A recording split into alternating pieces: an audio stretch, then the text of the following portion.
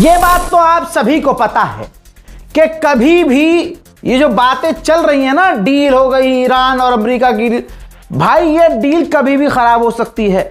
जिस दिन अमेरिका के मन में आया, उसकी पूरी प्लानिंग हुई, वो दोबारा से करेगा ये काम। अमेरिका की इंटेलिजेंस की रिपोर्ट पिछले हफ्ते मैंने आपको दिखा दी थी, जिसके अंदर अमेरिका की इंटेलिजेंस और एक्सपर्ट्स ने खुद कहा है कि ट्रंप ने यह डील मजबूरी में की है। जैसे ही वो दोबारा चुनाव जीतेंगे, इस डील को दोबारा तोड़ देंगे और ईरान पर हमला करेंगे, ठीक। और ऐसे में इजराइल से जो भी दोनों के बीच, अमेरिका और इजराइल के दोनों के बीच जो फर्क आया है कि ट्रंप चाहते हैं कि हमारी बात नेतन्याहू माने और जैसा मैं कह रहा हूं वैसा करे, और लेबनान को ट्रंप ने ईरान की शर्त मानते हुए डील में शामिल किया। तो ये तमाम चीजें आपको मालूम है। इधर इजराइल पूरी तरह से बौखलाया हुआ है और अमेरिका के खिलाफ खुलेआम मैदान में आ गया है। इजराइल के डिफेंस मिनिस्टर ने कहा है कि क्योंकि डोनाल्ड ट्रंप ने लेबनान को डील में शामिल किया, इस वजह से हिजबुल्लाह बच गया। लेकिन हमने अमेरिका को कंफर्म कर दिया है, इन्फॉर्म कर दिया है कि हम लेबनान से पीछे नहीं हटेंगे, लेबनान से बाहर नहीं निकलेंगे, और हमें अगर लगा कि जरूरत है तो हम ईरान पर अकेले हमला करेंगे। यानी अमेरिका को किनारे कर रहा है इजराइल। इजराइल के डिफेंस मिनिस्टर ने कह दिया भाई कि हमें अमेरिका की जरूरत नहीं है, हमें किसी की जरूरत नहीं है। हम चाहे तो बड़े स्केल पर हमारी आईडीएफ तैयार है।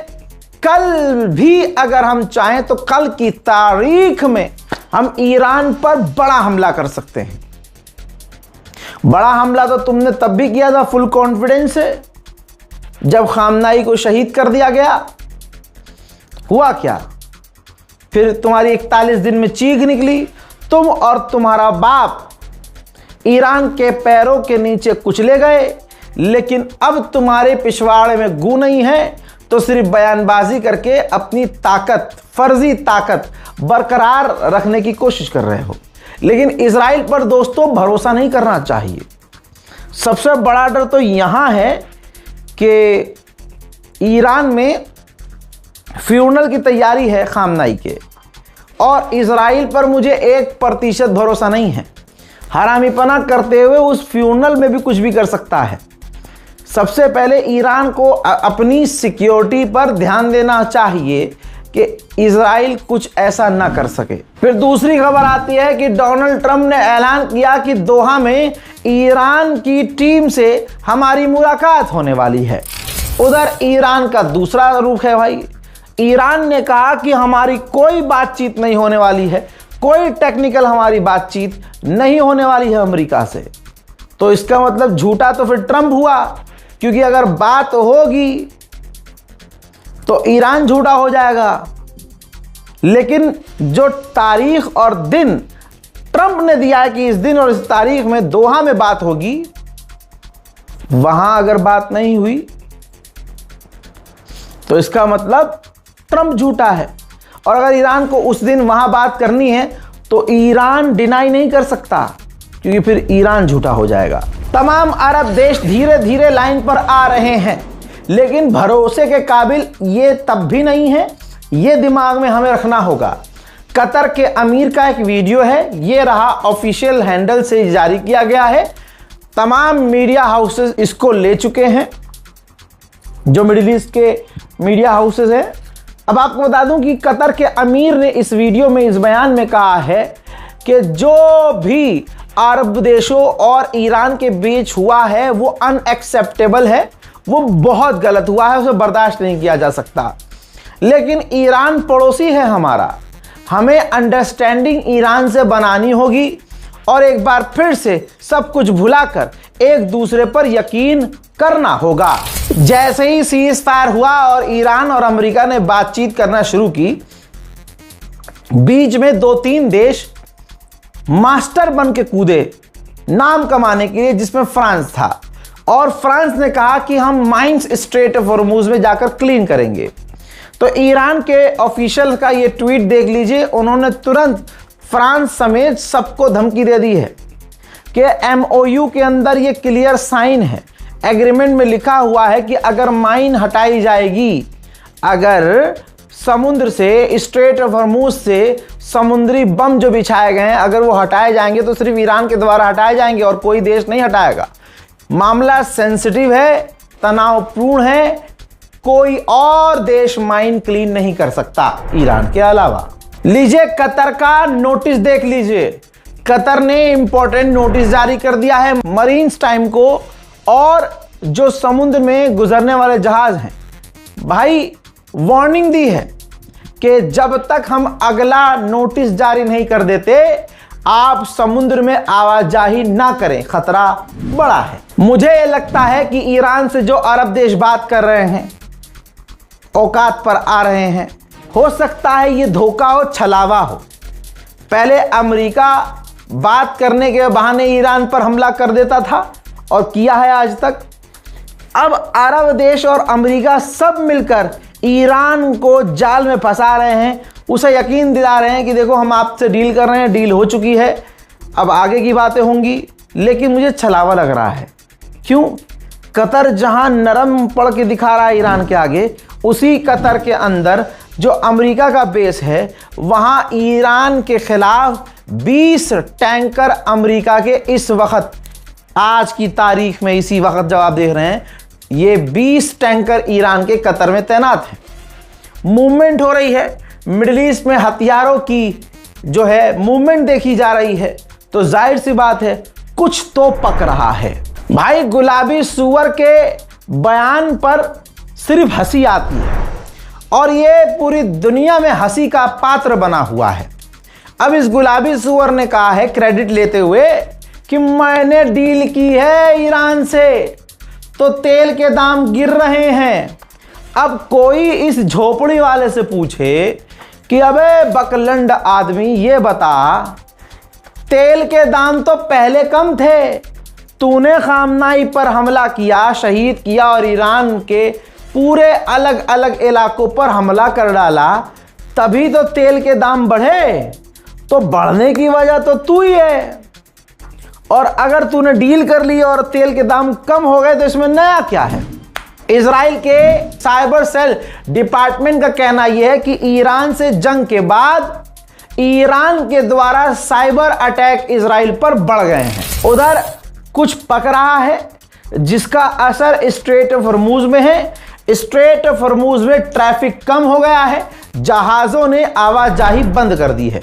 खामनाई के जनाजे की तैयारी हो रही है। सिक्योरिटी पर ईरान ध्यान दे रहा है, लेकिन दिल मेरा घबरा रहा है। ईरान के विदेश मंत्री इराक पहुंचे, इराक के गवर्नर से मुलाकात की और अंदर की बात यह है कि कहा यह जा रहा है कि ईरान के सुप्रीम लीडर शहीद खामनाई का जनाजा इराक भी जाएगा। ईरान के अलग अलग शहरों से होता हुआ इराक जाएगा और इराक में करबला में भी जाएगा। तो ये बहुत बड़ा, मतलब एक बहुत बड़ा इवेंट हो गया, और जितना बड़ा इवेंट उतना बड़ा खतरा कि अमेरिका और इजराइल कुछ कर ना दे, भले ही इराक की ज़मीन पर। अब देखना यह है कि ईरान मैनेज कैसे करता है। खुद अमेरिका ने क्लियर कर दिया कि मिडिल ईस्ट में अभी भी अमेरिका की हमारी 50,000 फौज तैनात है।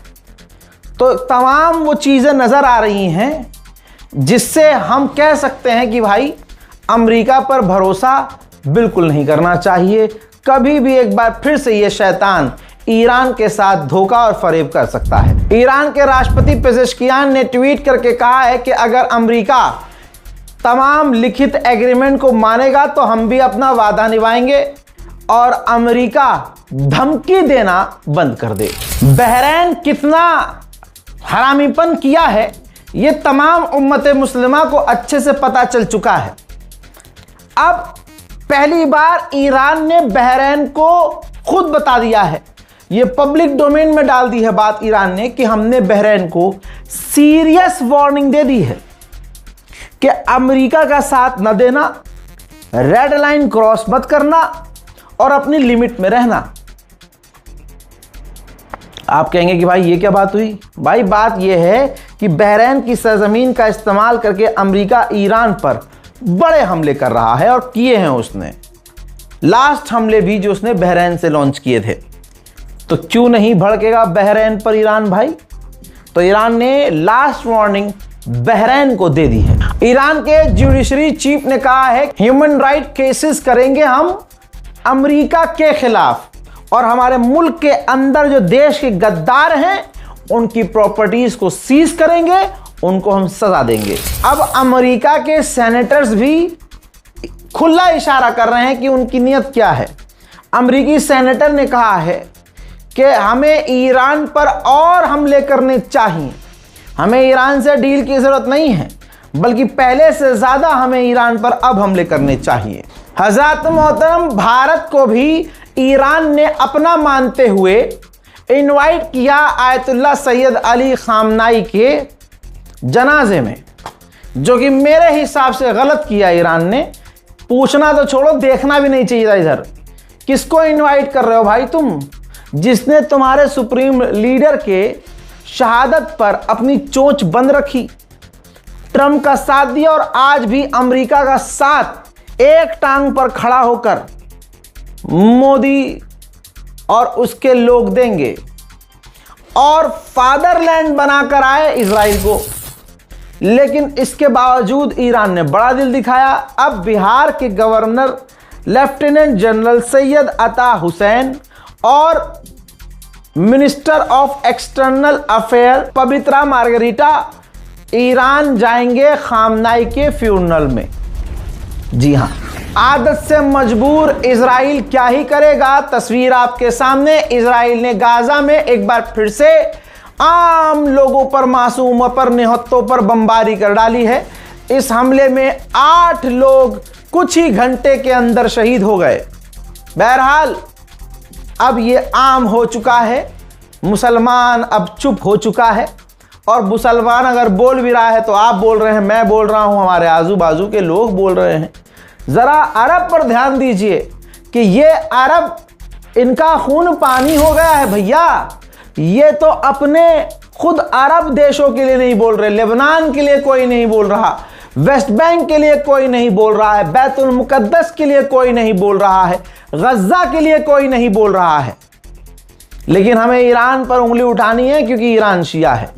गर्दन भी, मतलब एक खास समुदाय से हम लोगों को इतनी ज़्यादा नफरत है कि क्योंकि वो ईरान के समर्थक हैं और ईरान शिया है, तो अगर वो अपना सर भी काट के तश्त में दे दें तो हम कहेंगे ना, मज़ा नहीं आया भाई साहब, गर्दन देखो सही नहीं कटी, सही नहीं कटी, देखिए टेढ़ी है तो ऐसे काटा है सीधा, देखो खाल जो है टेढ़ा निकला है, ऐसे खंजर सीधा नहीं चला। अरे गला भी काटा तो साला सही नहीं काटा है, सिया है साला।